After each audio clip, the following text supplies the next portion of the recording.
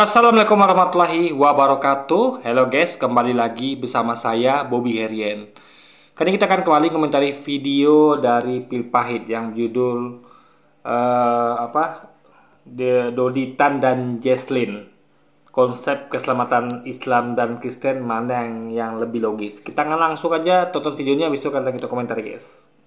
Halo teman-teman, berjumpa lagi dengan saya Brother Pil. Kembali kita akan menanggapi Doditan dan Jesslyn.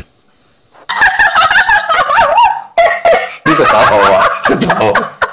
Kali ini pertanyaan Doditan soal konsep keselamatan dalam Kristen dan Islam. Mana yang lebih masuk akal? Sebelum kita tanggapi, kita saksikan videonya berikut.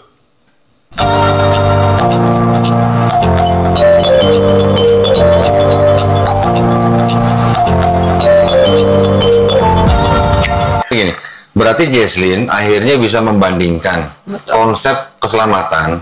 Yang satu mau berbuat apa aja dia sudah ditebus dosanya. Yang satu, you tanggung jawab atas perbuatan lu sendiri nih. Kita sudah dengarkan bersama pernyataan Doditan. Hal yang sama selalu dia ulang, sesuatu yang tidak diimanin orang Kristen. Di mana dia katakan, berbuat apa saja bebas, yang penting sudah ditebus dosanya. Pernyataan ini adalah strawman falasi. Begini ya, begini maksudnya ya, apa yang disampaikan itu tuh adalah apa yang seharusnya terjadi. Ingat ya.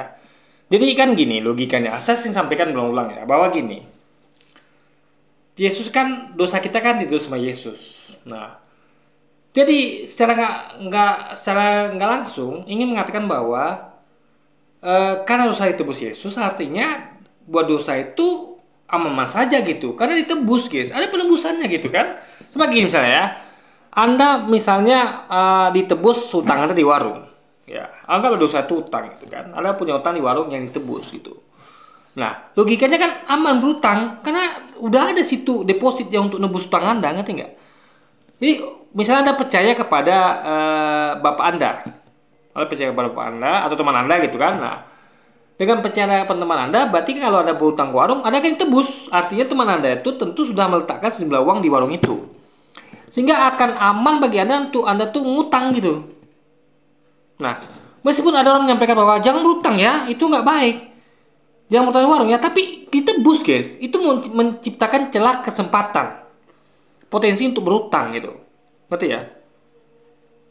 Jadi ada semacam logika terbalik itu. Kalau orang misalnya kalau nggak mau orang berutang, dia tidak akan kasih tebusan, ngerti nggak?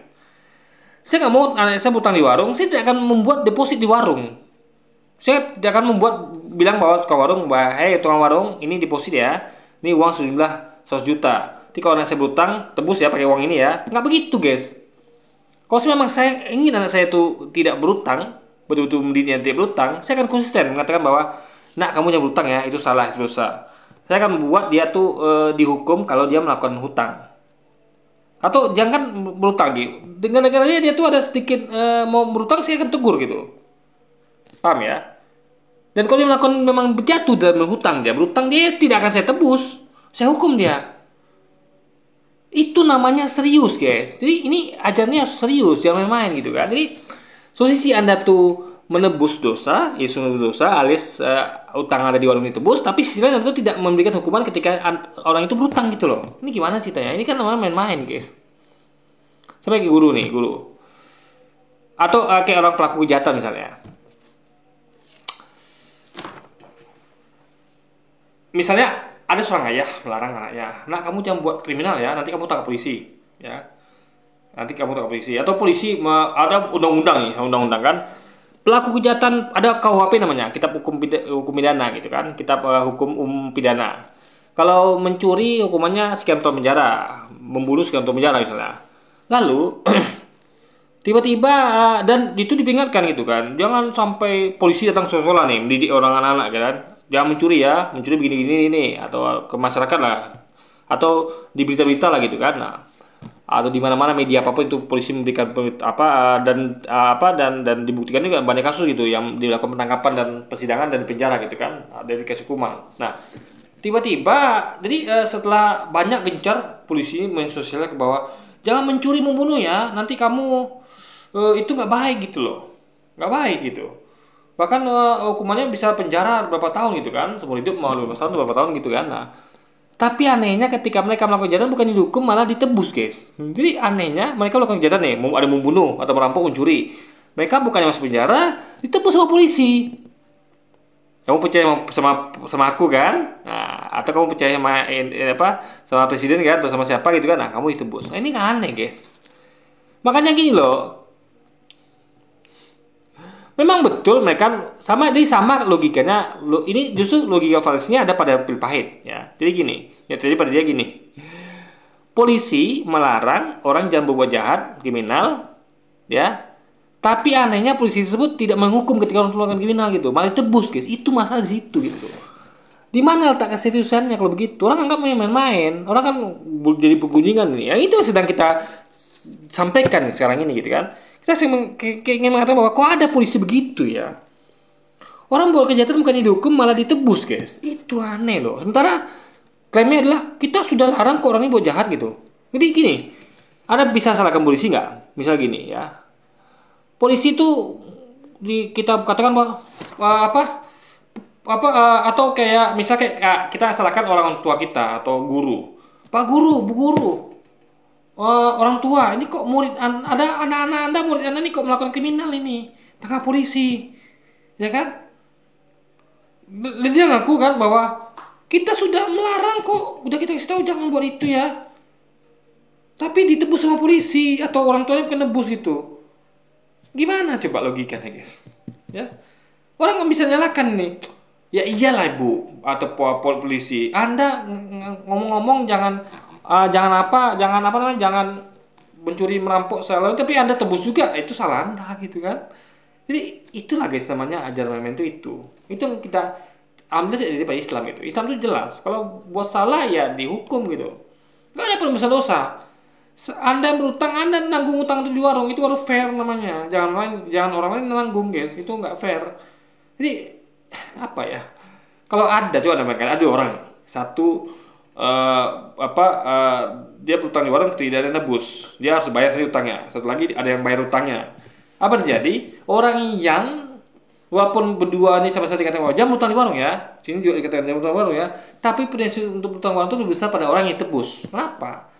Karena di situ dia tuh nggak ada tanggung jawab guys, ngerti? Sama kayak pelaku kriminal, nggak ada tanggung jawab ya dia akan bertujuan melakukan lagi. Ingat ya, kejahatan jadi karena ada kesempatan. Jadi kalau ada orang sekali dia berbuat nggak dihukum, dia akan buat terus itu. Oh enak sekali gini ya, ternyata kita begini nggak dihukum gitu. Lalu dia tahu ada hukuman tapi nggak dijalankan. Ini bagaimana ceritanya guys? Jadi kata-kata itu sesuai dengan fakta. Kalau ada misalnya jangan ya mencuri merampok, tapi harus tegakkan aturannya, jangan main-main. Ini dosa ditebus. Gimana ceritanya coba logikanya? Dia menyerang argumen yang dia ciptakan sendiri. Padahal dalam Kristen tidak ada konsep seperti itu. Tadi kata Donditan, dalam Islam kamu harus tanggung jawab atas perbuatannya sendiri. Iya, tapi dalam Kristen yang tanggung jawab itu bukan Anda, tapi Yesus. Makanya itu namanya lempar tanggung jawab. Sehingga orang itu akan belajar untuk tanggung jawab. Itu bahaya. Kita dari kecil diajarkan untuk bertanggung jawab. Ya, tapi di Kristen kita diajarkan untuk tidak bertanggung jawab. Itu bahaya. Saya tidak mau anak saya itu diajarkan untuk tidak bertanggung jawab. Dia salah, dia harus tahu konsekuensinya, sehingga dia tuh akan berhati-hati untuk dibuat salah. Karena tidak buat salah dia akan tanggung konsekuensi. Coba kalau anda tidak diajarkan untuk menanggung konsekuensi ketika buat salah, apa yang terjadi? Dia tidak ngerti apa arti konsekuensi. Dia akan lempar tanggung jawab terus ke orang gitu, ya kan? Karena apa dia bilang? Dari kecil aku udah biasa kok gini kok. Tiap aku buat salah, bukan aku yang nanggung akibatnya, bapakku yang nanggung. Bahaya gini guys, ajaran gini gitu kan. Jadi makanya saya katakan ya bahwa keadilan itu terletak pada tanggung jawab. Ketika tanggung jawab kita dilempar pada orang lain, kita menjadi orang yang tidak bertanggung jawab guys, itu intinya. Jika kita kembali kepada konsekuensi dosa dalam Alkitab, seperti yang dikatakan dalam Roma 6 ayat 23. Sebab upah dosa ialah maut. Tetapi karunia Allah ialah hidup yang kekal dalam Kristus Yesus, Tuhan. Ingat ya, upah dosa ialah maut. Sedangkan semua makhluk mengalami maut, kematian. Malaikat itu Anda tahu ya, itu apa dosanya? Dosa malaikat apa? Mengalami kematian. Ya kan? Nabi, apa dosanya? Mengalami kematian. Coba. Bahkan Yesus pun mengalami kematian. Ya. Bunda Maria? Ada saya nggak sebutkan dosa Bunda Maria. Saya susah mencari dosa Bunda Maria apa gitu kan? Atau dosanya Bunda Teresa? Atau orang baik-baik lainnya? Siapa? Hah? Jadi apa ya saya bilang ya? Maut itu atau hewan misalnya. Hewan itu berdosa ya. Tumbuhan itu berdosa. Hewan, tumbuhan mengalami kematian. Bahkan benda mati pun mengalami kematian. Contoh, bintang hancur, meledak gitu kan. Ketika sampai umurnya, mengalami kematian. Batu hancur jadi tanah, mengalami kematian gitu. Tanah tiup angin hilang gitu. Semuanya mengalami kematian guys. Makhluk itu mengalami kematian gitu. Jadi apakah mereka semua berdosa? Apa tumbuhan itu berdosa? Tumbuhan, saya nanam ubi. Ubi saya mengering mati. Udah tua atau kena apa? Apakah mereka berdosa? Apa dosa tumbuhan coba? Coba. Apa dosa tumbuhan? Saya tanya. Hewan apa dosanya? Artinya kematian adalah keniscayaan akan diambil setiap makhluk. Ya. Berarti tidak benar kalau dikatakan sebab upah dosa ialah maut. Tidak benar. Karena orang tidak berdosa pun mengalami kematian. Itu loh pikirnya guys. Sederhana untuk mengkonter ini. Apalagi nih kita baca lah. Ini kan ayat Roma. Roma itu adalah Italia, Romawi, yang negara yang menjajah daerah tanah kelahiran Yesus gitu. Anda bayangkan itu coba. Sama kayak misalnya kita mengenal Pangeran Diponegoro misalnya Teguh Umar. Itu kan mereka berbahasa Aceh, Teguh Umar bahasa Aceh, Pangeran Diponegoro bahasa Jawa gitu. Tiba-tiba ada ayat atau surat yang berbunyi Belanda atau Amsterdam pasal 6 ayat 23. Itu apa? Anda bisa percaya begitu gitu. Kenapa kok larinya dari Diponegoro yang Jawa atau Teguh Umar yang Aceh larinya ke Belanda, Amsterdam itu? Penjajah pula gitu kan. Nah, ini anehnya gitu, guys. Apa hubungan Yesus yang dari Israel ya dengan Roma? Itu bahaya gitu. Artinya kan ada penarikan kepada daerah kepada penjajah gitu. Intervensi gitu kan. Semacam ya ada bayangan bagaimana saya kebenaran itu. Contoh kita aja di Indonesia ini melihat bahwa ketika kita tahu bahwa Pangeran Diponegoro Teguh Umar adalah para pahlawan, pejuang pemberani yang rela mati demi negaranya, tapi di tangan Belanda apa mereka sebut teroris segala macam gitu. Jadi apa kita bisa percaya berita penjajah gitu. Nah ini Roma ini penjajah tanah kelahiran Yesus gitu. Itu bisa dijadikan masukan ayat dalam kitab. Aneh sekali guys menurut saya gitu logika. Makanya sampai sampaikan ini tidak masuk akal, tidak masuk logika. Karena upah dosa tidak maut. Karena maksud adalah memang keniscayaan yang terjadi pada semua makhluk. Baik makhluk yang berdosa maupun tidak berdosa. Semuanya akan mengalami maut alias kematian. Maaf guys, ini HP saya jatuh. Izin. Oke, kita akan sambung lagi.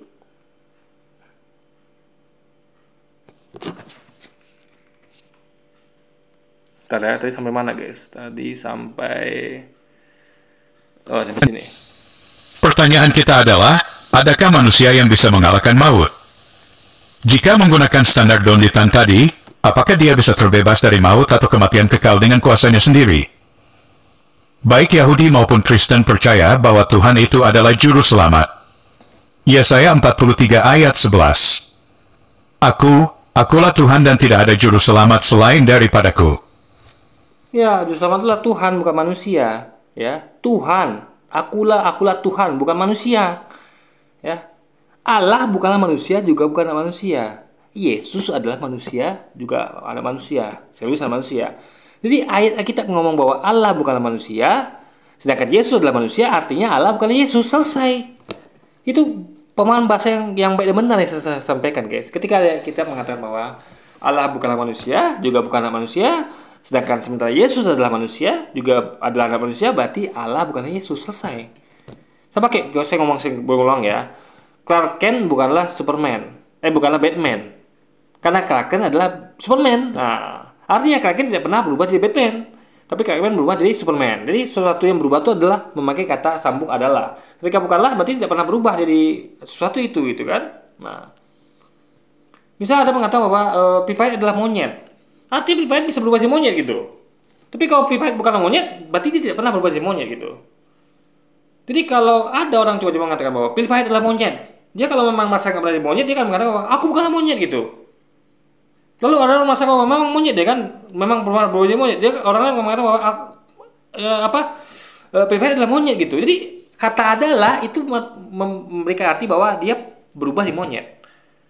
Kalau bukanlah berarti dia pernah berubah di monyet. Sesimpel itu guys. Jadi harus mengerti pemakaian kata adalah dengan bukanlah. Kalau kalimatnya adalah Allah adalah manusia, berarti Allah pernah berubah di manusia. Tapi kalau Allah bukan manusia, berarti Allah tidak pernah berubah di manusia. Sesimpel itu guys, logika berpikirnya. Daripadaku. Oleh karena itu kekristenan percaya bahwa Yesus adalah juru selamat manusia. Bahkan Yohanes Pembaptis menyatakan itu dalam Yohanes 1 ayat 29. Pada keesokan harinya Yohanes melihat Yesus datang kepadanya dan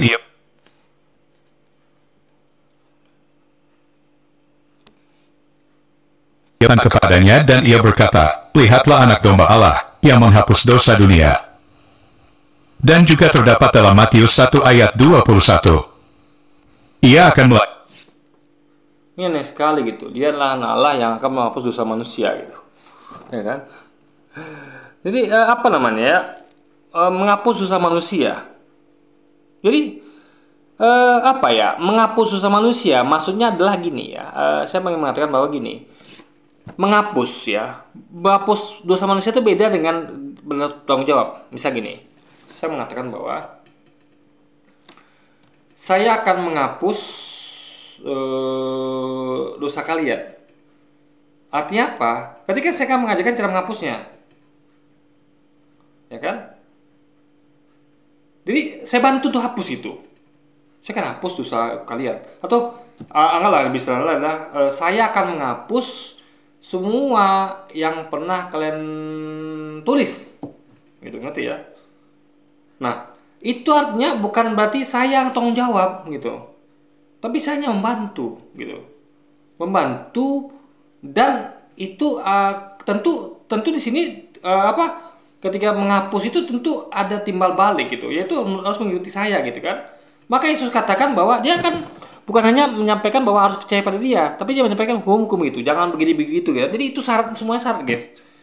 Ya untuk begitu kalian lebih syarat gitu. Jadi kalau kalian tuh mau dihapus ya harus ikuti syarat dari yang kita katakan gitu. Nah, jadi sama makanya sambungan ini ya. Coba kita sambung lagi ya dengan hal ini guys. Engkau akan menamakan dia Yesus, karena dialah yang akan menyelamatkan umatnya dari dosa mereka. Nah, menyelamatkan umatnya dosa. Menyelamatkan umatnya dosa adalah berarti mereka ini tidak akan kena dosa. Artinya tidak kena dosa, tidak berdosa gitu. Artinya tidak berarti bukan terdosa, bukan hapus dosa, guys. Tapi menyelamatkan dosa. Artinya gini, contoh saya bilang pakai kalimat lain ya. Dia membantu orang untuk menyelamatkan orang dari kecelakaan. Ya. Artinya apa? Berarti orang ini akan dibuat supaya dia itu selamat dari kecelakaan. Artinya dia itu tidak kecelakaan sama sekali. Karena kalau udah kecelakaan berarti nggak selamat gitu. Ya. Atau oke lah, udah dan menyelamatkan dari kecelakaan misalnya. Nah, jadi apakah dengan menyelamatkan dari kecelakaan itu adalah dia yang kecelakaan? Tidak. Orang tuh kecelakaan nih, ditarik, diselamatkan gitu. Yang nanggung siapa? Tetap orang itu. Dia yang menanggung sakitnya, dia menanggung pengobatannya. Tidak hanya bantu selamatkan, bawa dia ke dokter gitu. Ngerti? Jadi ketika jadi ketika saya akan menyelamatkan Anda dari wanita itu, artinya saya akan ada dua kemungkinan. Pertama, saya akan buat Anda itu tidak dengan wanita itu, atau kalau Anda sudah jadi dengan wanita itu, saya akan selamatkan Anda. Bukan saya tanggung jawab, bukan dengan saya itu bukan dengan Anda tidak gitu. Saya keluar gitu. Saya bantu Anda untuk keluar dari wanita itu gitu. Jadi Anda tuh jauhkan dari dosa. Berarti Anda tuh diajarkan cara-cara untuk tidak melakukan dosa gitu. Atau cara-cara untuk membuat Anda tuh jauh dari dosa gitu guys. Itu poinnya. Berarti tidak ada di sini poinnya tentang tanggung jawab, nggak ada. Tentang apa yang tanggung jawab Anda itu diambil oleh Yesus tidak ada gitu guys. Nggak ada sama sekali gitu kan. Itu harus dipengerti. Ini kalimat sederhana loh yang harus dipahami. Dari dosa mereka. Baik dalam perjanjian lama dan perjanjian baru, Tuhan itu adalah juru selamat. Contoh yang lain adalah, ketika orang Israel diperbudak di Mesir, apakah mereka bisa keluar sendiri dari perbudakan tanpa pertolongan Tuhan? Tentu saja tidak. Tapi yang kelihatan biologis kemana kan pasti yang do yourself tuh. Berarti akhirnya Jesslyn mengambil kesimpulan bahwa yang di dalam konsep keselamatan dalam Islam lebih logis. Iya, lebih logis, ya. Bagus dong. Ya, tapi kan Tuhan itu tidak bertanggung jawab, tidak menanggung jawab, tidak bukan jadi Tuhan jadi budak gitu kan. Jadi ketika Tuhan menyelamatkan orang Israel dari perbudakan, tetap orang Israel itu yang jadi budak gitu. Tuhan tidak menanggung itu. Bukan dengan, oh, ku gantikanlah, aku tanggung jawab nih. Aku aja berbudak, kan tidak begitu guys logikanya. Ya kan? Dia tarik orang lu kalau jadi budak, tanpa dia harus jadi budak menggantikan orang itu gitu guys. Itu logika pikirnya kan. Itu juga going to keep us supaya kita tuh do not take things for granted gitu loh. Ya, When betul. things given to us very easily, kita akan selalu ya udahlah. Barusan kita dengarkan, Jesslyn katakan, bahwa lebih logis konsep keselamatan dalam Islam. Di mana setiap orang cari selamat dengan usaha sendiri. Artinya, Ini Anda bayangkan ya, kalau anak Anda dididik ya, untuk tidak bertanggung jawab dari kecil. Jadi semuanya ada yang nanggung. Dia mau mukul anak orang, saya tanggung jawab. Ketika dia mau ini itu, saya tanggung jawab. Itu anak-anak akan melihat bahwa, aduh, kalau gitu, nanti kalau saya buat ini, nanti ibu saya tanggung jawab. Enak sekali dia guys. Coba kalau kita jaga dia tanggung jawab. Dia berbuat, dia tanggung jawab. Dia kan ngerti atau tanggung jawab guys. Ngerti dia. Dia apa ketika dia misalnya ibaratnya dikasih PR, ya dia harus kerjakan, jangan orang tuanya. Coba bayangkan ya, kita orang tua buat PR anak kita, ya anak kita apa kerjanya? Ya dia santai dia, tahu dia tanggung jawabnya, dia ambil orang tuanya gitu kan. Makanya bahaya guys kalau anak itu tidak jadi tanggung jawab. Maka itu tidak logis kalau orang tuh belajar untuk lempar tanggung jawab, nggak logis gitu.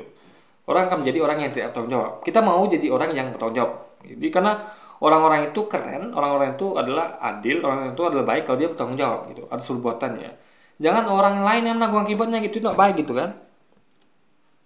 selamat dengan usaha sendiri. Artinya tidak butuh pertolongan Tuhan. Disinilah bedanya kita. Sementara dalam kekristenan, Justru kita meminta pertolongan Tuhan. Tuhan, aku telah bersalah nih, aku tobat, ampuni aku. Justru itu bukti kita minta kepada Tuhan. Kita meminta itu minta ampun, meminta dahulu. Justru mereka ini sombong, nggak ada meminta. Percaya Yesus Tuhan, ditanggung dosanya. Kapan mereka meminta? Nggak ada mereka minta. Hanya cuma percaya. Contoh, saya berutang di warung, ya. Nah, saya dengar kalau Pivait utang di warung, dia tahu ada yang nanggung. Dia cukup percaya pada orang itu, dia akan nanggung. Apa dia meminta? Lu tidak perlu minta dia. Gak ada dia minta. Tolong dong, Bapak, saya kan percaya pada Bapak. Tebus dong utang saya. Nggak ada. Dia tinggal diam kaki, ketika dia berutang, langsung ada yang bayarin. Apakah itu namanya meminta? Meminta itu adalah Anda berutang di warung, tidak ditebus sama orang itu, Anda minta. Pak, saya ngaku salah ada utang di warung, Pak. Tolong tebus, bayarkan utang saya, Pak. Itu baru meminta. Ini mereka ini tidak pernah meminta sama sekali, karena mereka tuh udah percaya. Kita harus meminta, guys. Ketika kita buat salah, kita akan tanggung jawab. Nah, kita tahu kalau kita tuh salah gitu. Kita meminta, tolong ampuni kita gitu. Mereka tidak perlu. Itu masalah di situ, guys. Ngakunya kayaknya meminta. Faktanya mereka tidak meminta, cukup percaya. Kita lah yang meminta gitu kan. kekristenan, kita diselamatkan oleh kasih karunia Tuhan. Artinya keselamatan itu adalah hadiah, bukan hasil usaha. Efesus 2 ayat. Keselamatan itu adalah hasil usaha, ya. Gimana orang menyelamatkan Anda dari kecelakaan kalau Anda tidak mau usaha? Ngerti? Misalnya ini, saya mau menyelamatkan dari kecelakaan, gitu kan? Ya Anda usaha dong. Saya kasih tahu caranya. Kamu jangan bawa mobil sampai ngantuk ya. Kamu tolong sebelum bawa mobil, kamu cek dulu kelengkapan kendaraan. Itu kan saya yang nasihatin, dia yang usaha gitu. Diceknya rem-remnya, kabelnya semua, dia jangan ngantuk gitu kan. Dia usaha, kalau dia kecelakaan gitu. Cuma saya ngomong panjang lebar kalau dia tidak melakukan itu gitu kan. Nah, jadi guys ya, termin menyelamatkan itu adalah harus orang tuh berusaha gitu. Ngerti ya logika pikir ya. Jadi nggak sepenuhnya menggantung Tuhan gitu. Kalau gitu kita nggak perlu. Jadi kalau gitu caranya, kalau dunia itu seperti itu, agar seperti itu ya kita nggak perlu tuh kita berusaha untuk selamat. Ya bawa mobil aja sembarangan, kencang-kencang, lobak-lobak, zigzag gitu kan. Sembarangan aja bawa mobil. Toh Anda tidak perlu berusaha untuk selamat gitu kan. Semua itu tolong Tuhan. Nggak gitu logikanya. Kita tuh harus berusaha untuk selamat. Tidak ada orang tuh yang selamat tuh. Dan kalau kita sudah berusaha untuk selamat, lalu kita misalnya masih nggak selamat, ya atau misalnya kita tuh kita tuh berusaha untuk selamat, tapi kita tuh mengalami hal yang sial, tapi Tuhan selamatkan, itu baru hadiah. Ngerti? Contoh, saya pagi-pagi berusaha untuk fokus di jalan gitu kan. Tiba-tiba saya udah yakin saya bakal hati-hati putus ini. Lupa ada satu tersilap gitu, nggak sengaja. Depan saya ada mobil, depannya mobil itu melihat lubang, saya nggak nampak. Tapi saya diselamatkan. Kalau tidak saya udah jatuh betul guys ya. Tiba-tiba detik sepersekian detik saya lihat lubang itu, saya langsung cepet geser sang motor. Tipis guys bedanya. Kalau tidak masuk lubang itu diselamatkan dengan usaha saya gitu. Usaha saya menggerakkan itu berarti usaha saya gitu. Kalau saya nunggu aja, masuk lubang biar aja lah. Tadi diselamatkan Tuhan kan nggak begitu. Untuk diselamatkan Anda tuh butuh usaha gitu loh. Ngerti ya logikanya. Jadi Anda tuh apa ya? Tuhan tuh, kita tuh kan dikasih kena bebas, free will gitu. Jadi kalau semua diselamatkan Tuhan, tidak ada namanya orang tuh meninggal karena kecelakaan. Karena apa? Karena semuanya diselamatkan, enggak gitu logikanya gitu loh. Untuk selamat kita harus jaga kesehatan, jaga nyetir baik-baik gitu kan, kemana-mana hati-hati, kan itu logikanya guys. Efesus 2 ayat 8-9. Sebab karena kasih karunia kamu diselamatkan oleh iman. Itu bukan hasil usahamu, tetapi pemberian Allah. Itu bukan hasil pekerjaanmu, jangan ada orang yang memegahkan diri. Jadi ini gini loh, Anda ini nggak masuk akal ya. Maka saya dan saya tahu ini bukan kata Yesus. Maka saya anggap ini nggak masuk akal gitu. Karena saya percaya kata Yesus terus terang ya.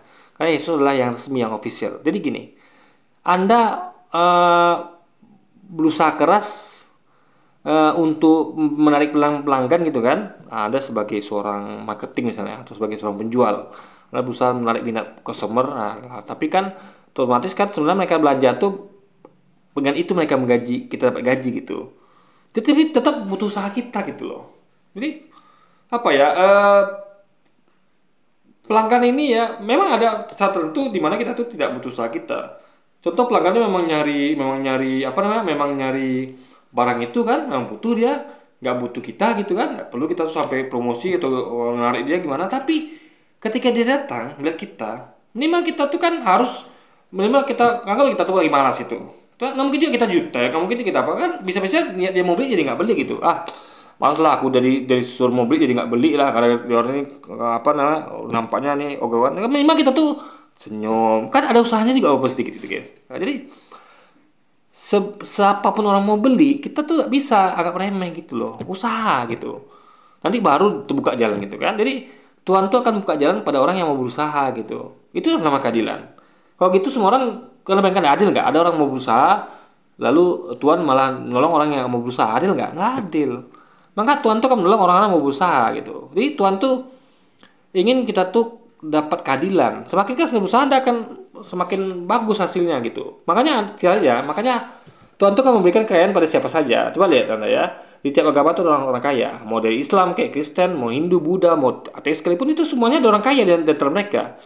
Nah, jadi kalau Anda bayangkan bahwa itu adalah pemberian Tuhan, artinya yang kaya itu harusnya orang Kristen saja. Kan tidak begitu logikanya gitu. Di tiap agama, bahkan orang tidak punya agama pun ada orang kaya gitu. Intinya adalah itu hasil dari kerja keras. Tuhan tuh memberi ya. Tapi kita juga harus berusaha guys. Gitu loh. Karena Tuhan mau, gini loh, buktinya apa? Kita diberikan tangan, mata, kaki. Semuanya kan untuk usaha gitu. Mata untuk melihat, berusaha untuk melihat. Hidung berusaha untuk mencium. Ya, lidah berusaha untuk ngomong kayak saya ini kan. Tangan berusaha untuk, semua dikasih otot gitu. Jadi ini adalah bentuk dari Tuhan tuh ingin kamu kan dikasih kekuatan itu, dikasih semuanya kelebihan. Ya usahakan pakai itu. Kalau Tuhan tidak mau kita usaha, Tuhan akan membuat kita tuh nggak punya tangan, nggak punya mata, nauzubillah gitu kan. Jadi kamu diam situ aja, di semua saya kasih, kan nggak begitu. Kenapa Tuhan kasih kita tangan, kasih mata untuk melihat, kasih kaki untuk kita tuh berusaha di dunia ini gitu loh. Baru Tuhan kasih guys, itu loh berikutnya. Ayat ini katakan kita diselamatkan karena kasih karunia oleh iman. Apakah maksudnya, kita orang Kristen hanya beriman saja atau percaya saja? Setiap kali ada kata iman, selalu diikuti dengan perbuatan. Iman dan perbuatan seperti satu koin dengan dua sisi. Gak semua yang beriman tuh berbuat. Makanya dipisahkan iman dan takwa. orang beriman belum tentu bertakwa. Orang bertakwa belum tentu beriman. Saya waktu kecil saya belum beriman. Saya hanya bertakwa, saya sholat masjid, tapi saya tuh belum beriman secara benar gitu. Saya masih iman buta. Percaya begitu saja dengan dogma ustadz-ustadz itu. Ketika saya dewasa, mulai saya mengkaji, dan saya meneliti dan saya menemukan iman yang benar gitu. Iman yang sesungguhnya itu iman yang dihasilkan dari hasil mengkaji dan membandingkan, meneliti guys. Itu yang benar gitu kan. Nah, ketahuan tuh beda lagi. Jadi iman percaya, takwa tuh melakukan. Orang yang contoh gini, Anda mau percaya gimana pun kepada pasangan Anda, kira-kira mau nggak melakukan sesuatu pasangan Anda? Belum tentu gitu. Bahkan kalau Anda tidak percaya pada pasangan Anda pun, misalnya gini, Anda bisa contoh, saya pernah dulu pada fase di mana saya tuh tidak percaya pada pasangan saya curiga dia tuh mungkin selingkuh atau macam-macam gitu. Tapi tak kenapa saya tuh mau makan lebih untuk dia gitu. Pas saya tahu saya tidak percaya pada dia gitu. Nah, jadi nggak ada hubungan antara iman dengan takwa, nggak ada. Seharusnya memang kalau orang beriman itu harus menerapkan dengan ketakwaan. Tapi kan nggak semuanya begitu guys. Nggak seindah itu gitu loh, ya kan? Jadi makanya kalau Anda mau beriman, caranya dengan belajar, meneliti, mengkaji, membandingkan. Untuk bertakwa Anda harus melatih diri Anda untuk terbiasa, untuk disiplin. Jadi beda antara cara beriman dan cara bertakwa beda. Takwa itu berhubungan dengan disiplin, berhubungan dengan kebiasaan. Iman berhubungan dengan pelajaran, pengkajian, perbandingan guys, meneliti gitu kan. Itu beda antara iman dengan takwa. Di satu koin dengan dua sisi. Harus jalan bersama. Tidak heran Yakobus 2 ayat 26 katakan, sebab seperti tubuh tanpa roh adalah mati, demikian juga iman tanpa perbuatan adalah mati. Tapi, apakah perbuatan itu menyelamatkan kita? Tentu saja tidak. Perbuatan itu justru membuktikan kita sudah diselamatkan. Contohnya orang Israel saat diperbudak di Mesir. Tuhan tidak bilang ke mereka, saya punya 10 hukum, jika kamu turut 10 hukum saya bebaskan dari perbudakan Mesir. Tuhan tidak melakukan itu. Yang Tuhan lakukan adalah, Tuhan membebaskan mereka dulu dari perbudakan di Mesir. Setelah mereka bebas dari perbudakan, Tuhan beri mereka 10 hukum. Jadi penurutan mereka atas 10 hukum bukan supaya mereka dibebaskan, tapi bukti bahwa mereka menjadi manusia yang merdeka. Begini ya. Gimana ya saya katakan ya, itu hanya masalah fase. Jadi momennya seperti itu, memang kebetulan seperti itu gitu. Jadi ketika misalnya ada contoh misalnya gini, misalnya ketika anggaplah gini ya, saya mau memberikan memberikan aturan kepada orang yang masuk ke, anggap saya bos suatu perusahaan gitu, saya ingin memberikan aturan kepada mereka. Nah mereka kan bisa saya kasih ketika mereka tuh mau melamar kerja, atau ketika diterima bisa saya kasih itu minimal mereka tuh tergantung saya gitu semuanya kan. Kalau saya mau misalnya mereka sebelum ini, saya pengen tuh bahwa kan ada tuh, kita tahu bahwa ada yang peraturan untuk paradigma perusahaan tuh yang harus yang di-share ke publik gitu kan. Nah itu bagian yang di-share ke publik, jadi orang tuh harus tahu sehingga mereka tuh sebelum melamar mereka udah tahu gimana kita ini sebagai perusahaan gitu kan. Kita maunya orang seperti apa gitu. Ada yang kita kasih setelah mereka itu jadi karyawan kita gitu. Nah, intinya adalah itu hanya momentum saja. Kapan kita mau kasih? Gak ada hubungannya bahwa ketika Tuhan menyelamatkan dulu dari perbudakan baru dikasih hukum, bahwa itu berarti buktinya bahwa Tuhan itu antara hukum dengan itu nggak ada hubungannya. Nggak begitu logikanya guys. Justru ketika Anda mengatakan bahwa Tuhan yang memberi, harusnya itu dia nggak memberikan dia peraturan, dia kan harusnya kan ngasih hukum dia. Karena semuanya gini loh guys ya. Ada ya sesuatu tuh yang kadang dikasih dulu di depan. Contoh ya, kita digaji duluan. Kamu nih gaji saya kasih di depan ya, habis itu kamu kerja. Kayak orang-orang yang terima kontrak gitu kan. Nih ya, ini uang jalan ya, lo nggak mau kerjakan. Ini uangnya lo nggak mau atur sendiri. Kamu cari karyawannya, kamu atur sendiri. Pokoknya sama motor bersih. Ya. Tapi dia harus tanggung jawab atas uang itu kan. Nggak bisa dia tuh habis itu mau uang bebas, itu enggak. Artinya dia harus usaha. Itu yang terjadi gitu. Bukan berarti, jadi kecuali kalau nggak ada aturan itu. Misalnya saya ini kasih uang nih, cuma ya udah ada mau ngapain serah gitu. Nah, itu baru. Cuma ini ada usaha guys. Jadi apakah usaha itu mau disuruhkan sebelum uang dikasih atau setelah dikasih kebebasan, itu itu timelinenya lagi nggak ada hubungan dengan yang tadi dikatakan bahwa Tuhan tuh memberi tapi tidak tergantung usaha kita, enggak gitu ya. Jadi ada pemberian di depan, ada pemberian di belakang, tergantung Tuhan, ada hubungan dengan itu gitu loh. Pemberian itu berhubungan dengan dengan aturan tadi gitu. Jadi ketika Tuhan memberi, dia ngasih aturan, artinya Anda harus tanggung jawab. Jangan ada dikasih, ada tidak aturan gitu kan. Artinya Anda tuh dikasih dulu baru dikasih peraturan. Dikasih dulu pembebasan baru kasih aturan gitu. Sama saja sebenarnya, cuma timelinenya beda gitu kan. Ada mau kerjaan dibebasin dulu atau di mengerjakan hukum dulu kan, itu lain soal gitu kan. Maksudnya itu adalah suatu hal yang berhubungan harusnya gitu.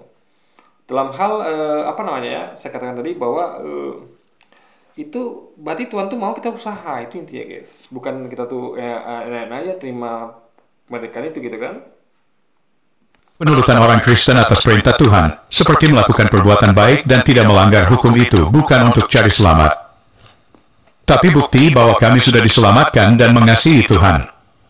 Yohanes 14. Ini ketika mereka selamatkan perbudakan, itu mereka hanya selamat di dunia, belum di akhirat.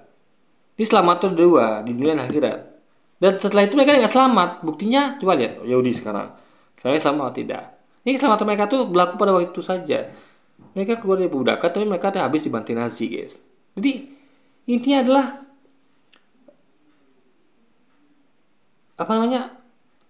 mereka terus melakukan apa yang diperintahkan gitu. Jadi nggak bisa sembarangan juga gitu kan. Ya, setelah dikasih kebebasan, lalu dikasih hukum, mereka tidak menjalankan. Harus jalankan itu guys. Sebagai bentuk tanggung jawab sudah dikasih pemberian gitu kan. Jadi itu namanya pemberian di depan dan dikasih dijalankan itu peraturan, dikasih pemberitaan lagi gitu. Jadi itu terus berkesinambungan guys, saling sambung menyambung gitu kan, nggak berhenti gitu guys. Yohanes 14 ayat 15. Jikalau kamu mengasihi aku, kamu akan menuruti segala perintahku. Bukan hanya itu saja, ketika kita sudah diselamatkan, kita akan menghasilkan buah yang baik. Roma 6 ayat 22. Tetapi sekarang, setelah kamu Roma lagi kan. Jadi sama kayak tadi saya bilang ya, Amsterdam lagi kan. Jadi apa hubungan antara Roma dengan Israel guys? Yaitu hubungan antara penjajah dengan daerah jajahan. Makanya saya bilang ini harus dipertanyakan. Makanya itulah gunanya berpikir kritis. Kenapa ini semua kejadian gitu kan? Kenapa nggak ayatnya itu bunyinya adalah kayak Israel saja atau Nazaret saja gitu kan? Nah, ini malah Roma gitu. Kenapa kita bilang misalnya kayak kenapa nggak suratnya berbunyi misalnya kayak Jawa atau Minang atau apa, ini malah Amsterdam gitu. Nah itu yang harus ditanyakan guys. Jadi hamba Allah, kamu beroleh buah yang membawa kamu kepada pengudusan dan sebagai kesudahannya ialah hidup yang kekal. Ini bukan kata Yesus ya, makanya saya bilang ya, kita tidak percaya dengan kata-kata selain kata Yesus. Karena Injil itu hanya yang Yesus beritakan. Selain itu bukan Injil, selain itu tidak official, tidak resmi. Sesuatu tidak resmi tidak dapat dipercaya.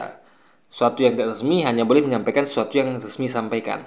Itu baru bisa dipercaya guys, gitu. Sudah diselamatkan, kita akan disanggupkan untuk taat pada firman Tuhan, oleh pertolongan Roh Kudus tentunya. Yehezkiel. Ya faktanya, apa kejadian? Orang-orang percaya Yesus, Tuhan masih berbuat kriminal. Apalagi negara sana, artinya itu gagal guys. Jadi artinya apa yang disampaikan dia itu gagal total gitu. Kan kata dia kan kalau kita percaya Yesus Tuhan, kita akan diselamatkan dari dosa. Ya kan? Faktanya tidak terjadi. Tidak terjadi. Ya, bawahnya orang Kristen melakukan dosa coba. Artinya itu istilahnya itu semacam lagu pengantar tidur yang gagal gitu. Gak kejadian. Misalnya kayak ada orang bilang kan, kamu percaya dulu pada Jokowi presiden ya, nanti kamu tuh tidak akan buat jahat. Oh belum tentu, ya kan? Nah, buktinya banyak yang ya kemarin tuh kayak di MKMK segala macam gitu. Jadi intinya adalah lihat kenyataan guys, itu nggak kejadian gitu loh. Jadi ketika kita melihat suatu itu kejadian, kita perlu bertanya kenapa ini coba. Berarti yang salah di situ gitu harusnya kan?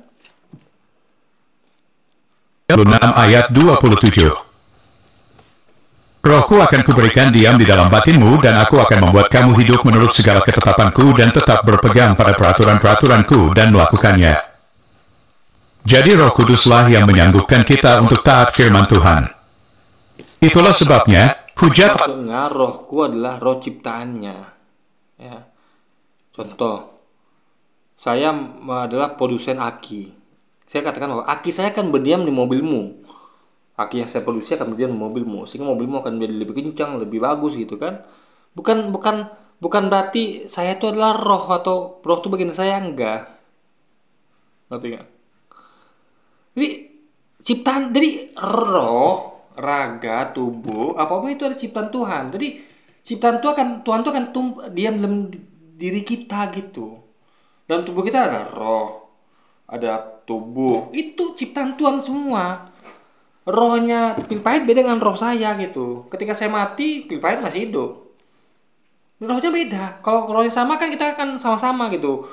Pemikirannya sama, semua sama. Itu buktinya bahwa roh itu beda-beda. Ya. Jadi kalau dari perbedaan saya antara saya dan pil pahit, berarti bukan hanya perbedaan dari segi fisik, tapi semuanya. Segi pemikiran, logika, apa semua, dan tentu roh juga. Itu yang kan tergantung roh juga gitu. Juga kapan matinya, kapan lahirnya, kapan dititipkan gitu. Itu semua ciptaan Tuhan, guys. Kayak ciptaan pembuat aki lah gitu. Ada aki diproduksi tahun sekian untuk mobil tahun sekian, ada produksi aki tahun sekian untuk mobil sekian, lalu aki itu dikasih lah dosisnya. Yang ini akinya atau ya kadarnya begini gini gitu kan. Yang aki untuk mobil truk, ini aki untuk mobil apa gitu. Jadi roh itu ciptaan Tuhan, bukan Tuhan tuh roh, guys. Itu loh gue pikirnya. Roh Kudus adalah dosa yang besar. Karena ketika Roh Kudus mengingatkan orang akan dosa, orang itu tetap mengeraskan hatinya. Jadi orang Kristen berbuat baik bukan supaya mendapat. Jadi kita tuh kalau ada, jadi kita tuh dikasih Tuhan itu semacam malaikat gitu. Malaikat yang selain setan ya, ada malaikat juga. Malaikat ini ya yang memberitahu kita untuk mengajak kita yang baik gitu. Nah, jadi tiap orang tuh beda-beda gitu. Nggak sama, guys. Gitu kan? Jadi kalaulah Roh Kudus yang langsung ada sama kita, artinya kita tidak mungkin, karena kan Roh Kudus itu kan ada Tuhan itu sendiri, begitu kuat gitu. Masa Tuhan gagal mengajak kita buat baik gitu? Makanya itu hanya malaikat. Ada malaikat ya, Tuhan langsung nih. Roh Kudus kan Tuhan tuh, ya kan? Mereka meyakini Roh Kudus adalah Bapa sendiri. Bapa, Tuhan ada di kita. Harusnya kita baik harusnya, karena Roh Tuhan, tapi tidak. Itu cuma ciptaan, gitu loh. Bukan Tuhan itu sendiri gitu loh. Ngerti gak maksudnya? Dia kasih spek beda-beda tiap orang. Ini roh orang ini nanti akan ketemu orang ini, dia akan ketemu dengan seperti ini dan segala macam gitu. Sehingga orangnya akan terbentuk berdasarkan lingkungannya gitu. Dia akan mengarahkan. Jadi intinya adalah gini, guys ya. Itu adalah semacam malaikat. Malaikat itu tidak seperti Tuhan yang punya kuasa untuk buat ini itu. Dia hanya bisa memberitahu bahwa itu jangan lakukan itu ya gitu. Nah, kalau Tuhan tidak mungkin gagal kan, malaikat bisa gagal gitu. Makanya kita yakin itu bukan Roh Kudus tapi malaikat. Karena Tuhan tidak mungkin gagal ya. Sekali lagi Tuhan tidak mungkin gagal. Malaikat yang mungkin gagal, guys. Makanya ada orang yang jahat, ada orang baik, berarti malaikatnya berhasil tuh. Kalau ada orang baik, kalau orang jahat berarti malaikatnya gagal. Itu aja logikanya. Kalau Tuhan tidak mungkin gagal, sehingga tidak mungkin Tuhan itu ada dalam diri kita, nggak mungkin. Jadi roh Tuhan itu maksudnya bukan Tuhan itu gitu, tapi adalah ciptaannya gitu. Sama kayak aki buatan saya gitu kan. Nah, bukan saya itu aki, bukan. Saya masukkan aki produksi saya kalau mobil gitu. Nah, bukan saya masuk mobil itu gitu kan. Kalau saya masuk mobil itu beda sama mobil itu gitu kan, tapi tidak, tapi produksi saya aja gitu yang masuk gitu kan. Pahala, tapi perbuatan baik kami, bukti bahwa kami mengasihi Tuhan kami. Karena Tuhan yang lebih dahulu mengasihi kami, dan bukan sebaliknya. 1 Yohanes 4 ayat 19. Kita mengasihi, karena Allah lebih dahulu mengasihi kita. Ya, teman, mengasihi itu tidak mungkin tidak mengajarkan tanggung jawab. Saya mengasihi anak saya, tapi saya ajarkan tanggung jawab. Kalau tidak bahaya. Berarti kalau saya tidak ajarkan dia tanggung jawab, berarti saya tidak mengasihi dia. Karena nanti ketika dia mengalami kejadian nanti, ya itu salah saya. Saya tidak mengajarkan tanggung jawab. Contoh, ya tadi itu, kalau mencuri atau ini dia harus ada hukumannya. Dia harus nanggung sendiri. Saya ngerti ketika dewasa, oh, aku diajarkan bapakku dulu gini, tanggung jawab gini. Berarti kalau aku buat gini, aku bakal kena akibatnya. Tapi coba kalau saya diajarkan itu, dia berbuat salah, kita gantikan gitu. Nanti masyarakatnya gitu juga. Nanti tenang, ada bapakku nanti tuh yang gantikan aku bunuh orang tuh kan ada bapakku nanggung gitu. Kan bahaya, guys, gitu kan. Ini bukti kita mengasihi itu justru kita ngajarkan tanggung jawab pada orang yang kita kasih gitu. Agar dia itu selamat, guys, gitu loh, ya kan. Mengasihi kita. Berbeda dengan agama tetangga, di mana perbuatan baik dilakukan untuk mendapatkan pahala, dan pahala itu akan menjadi pemberat dalam timbangan. Nah itu logika gitu ya. Sehingga orang tuh akan berlomba untuk mengerjakan kebaikan karena ada pahalanya. Kalau tidak ada pahalanya orang malas buat kebaikan. Contoh, orang tahu orang kerja tuh karena duitnya. Kalau orang malas kerja, coba ada nggak orang yang ada sih orang yang mau kerja tanpa duit, tapi kan nyari pahala juga gitu. Jadi orang kerja itu untuk cari duit atau cari pahala, gak ada yang lain. Nah mungkin ada orang tuh kerja sia-sia, nggak mungkin. Tanyakan daripada orang yang bekerja ya. Tidak ada orang tuh mau kerja sia-sia, nggak ada. Pasti kalau mereka tuh tidak dibayar, berarti mereka akan ridho Allah pahala gitu. Nah mungkin ada orang tuh mengerjakan sesuatu yang tidak ada yang mereka tuju gitu kan. Pasti ada.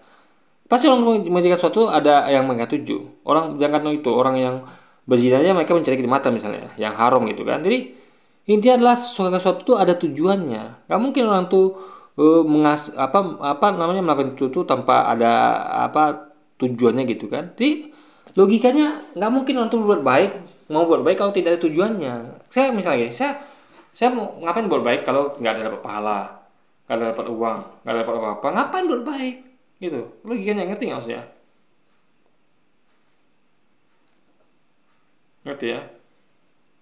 Jadi sesuatu yang kita berbuat itu pasti ada yang kita dapatkan. Kepuasan batin, biar orang tuh senang kita senang, buat tuh selamat kita selamat gitu. Kita senang gitu kan. Jadi ada yang kita dapatkan gitu, bukan jadi itu baru orang tuh mau berbuat. Kalau kita nolong orang dia juga tetap mati, kita nolong orang nih, ya percuma.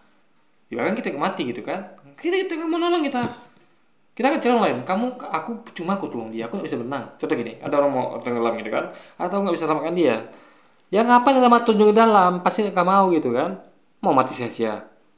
Bukannya selamat orang tuh malah lagi tenggelam. Jadi orang itu berbuat sesuatu tuh guys pasti ada maksudnya, nggak mungkin gitu saja nggak mungkin gitu kan. Beda dengan Tuhan, nah beda. Kalau Tuhan nggak mungkin seperti itu karena posisi kita sebagai makhluk yang lemah. Tuhan tuh maha kuasa, dia nggak perlu seperti kita, nggak perlu dia. Makanya jangan dibalik ya. Jangan kita tuh seperti Tuhan yang nggak butuh apa-apa. Kita butuh Tuhan kita, itu bedanya. Maka kamu akan masuk neraka. Jika pahalamu lebih berat, kamu akan masuk surga. Justru tadi saya mau nanya. Sama, itu namanya apa? Itu namanya keadilan.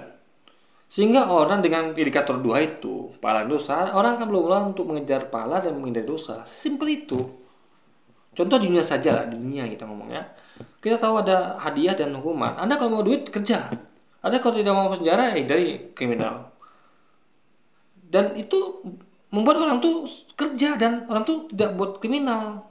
Coba kalau bayangkan dihilangkan hukum itu. Anda mau buat apa saja bebas. Lalu dihilangkan juga Anda mau dapat kerja pun tidak dapat uang. Orang malas kerja, ngapain saya kerja? Ngapain saya tidak buat kriminal gitu? Kok juga nggak masuk penjara, toh juga kerja nggak dapat uang gitu. Ngerti nggak maksudnya? Mending saya kriminal, dapat uang, tidak di penjara lagi kan? Nah, itu loh pikir guys. Makanya ini bahaya loh, harus ada sinkronisasi gitu kan. Makanya keadilan itu timbul ketika ada jadi ada tahu namanya reward dan punishment. Itu orang kalau tidak ada reward dan punishment, orang tidak motivasi. Coba Anda bayangkan ya, kenapa orang tuh berkarir di perusahaan itu mati-matian? Karena ada reward dan punishment. Ketika dia prestasi bagus, dia akan naik jabatan. Ketika dia berbuat salah, dia akan turun jabatan, bahkan dipecat guys. Nah, itu buat orang tuh belum untuk bersaing di perusahaan itu. Aneh kalau di perusahaan itu tidak mendapatkan reward dan punishment gitu. Anda kalau kerja nggak digaji, kalau ada buat kesalahan Anda tidak dipecat. Orang ngapain kerja? Aku kerja nggak digaji, buat salah nggak dipecat. Ngapain aku di sini gitu kan? Makanya saya bilang ya, reward punishment itu logis sekali. Justru kalau tidak ada reward punishment itu nggak logis namanya guys. Aneh sekali. Selogika itu tidak dapat dikatakan masuk akal gitu kan. Saya udah keputusannya percaya Yesus sebagai Tuhan dan Juru Selamat. Saya mau nanya, Hitler kira-kira masuk surga atau neraka? Surga lah kalau misalnya dia berdoa pada Yesus. Dia percaya Yesus sebagai Tuhan dan Juru Selamat, tapi dia membunuh 6 juta orang Yahudi. Tapi dia percaya. Kira-kira masuk surga masuk neraka. Nah, suruh kita berpikir aja otak logikanya, gitu kan? Iya. Barusan Donditan bertanya apakah Hitler masuk. Adil nggak? Ada orang yang bunuh banyak orang, tapi dia percaya Tuhan masuk surga. Nggak adil guys. Nanti orang-orang tuh kan teriak, mana keadilan gitu. Makanya di dunia saja ada hukumannya, apalagi di akhirat gitu. Ya manusia saja tahu logika. Manusia logika itu tidak akan membuat orang tuh, tidak akan membiarkan orang tuh langkah salah dihukum. Itu manusia nggak logis namanya. Ada orang membunuh, biarkan saja. Ada orang mencuri biarkan saja, nggak begitu. Dihukum biar tidak efek jerah dan dia tuh sadar dengan perbuatannya, tanggung jawab gitu. Dan orang tidak melakukan dan meniru gitu guys. Itu logika tuh di situ gitu kan. Dan diajarkan sejak dunia gitu. Logikanya guys. Apakah Hitler masuk surga atau neraka? Atas dasar Hitler percaya Yesus sebagai Tuhan dan Juru Selamat. Lalu Jesslyn menjawab Hitler masuk surga. Inilah akibat tidak mengerti iman Kristen, akhirnya membuat kesimpulan yang salah. Kalau hanya modal percaya atau iman saja tanpa perbuatan, setan juga percaya. Mari kita baca ayat berikut. Masalah dogmanya kan percaya Yesus Tuhan ditebus dosanya. Artinya sudah cukup itu. Jadi kayak Anda gini, Anda percaya kepada Yesus Tuhan, utang Anda ditebus. Udah cukup itu. Tapi kalau dikatakan bahwa Anda percaya pada, nggak cukup Anda percaya pada Yesus Tuhan, tapi Anda harus tetap bayar utang Anda harus tetap minta ampun, minta utang dibayar, baru itu namanya beda lagi kan. Jadi India kalau Anda mengatakan bahwa nggak cukup percaya, harus ada akses lainnya. Ini tidak ada gitu kan. Cuma itu aja guys. Cukup percaya tidak susah. Itu masalah di situ. Dogma itu di masalah gitu. Harusnya kan ditambahkan itu. Nggak cukup hanya percaya, tapi juga berbaik dan meninggalkan dosa kan gitu harusnya. Kalau mau lengkap kan, tapi dogmanya tidak. Hanya percaya Yesus Tuhan masuk surga gitu. Itu aja guys dogma. Jadi harusnya dogma itu ditambah gitu kan. Biar masuk akal gitu logikanya guys. Yakobus 2 ayat 19 sampai 20.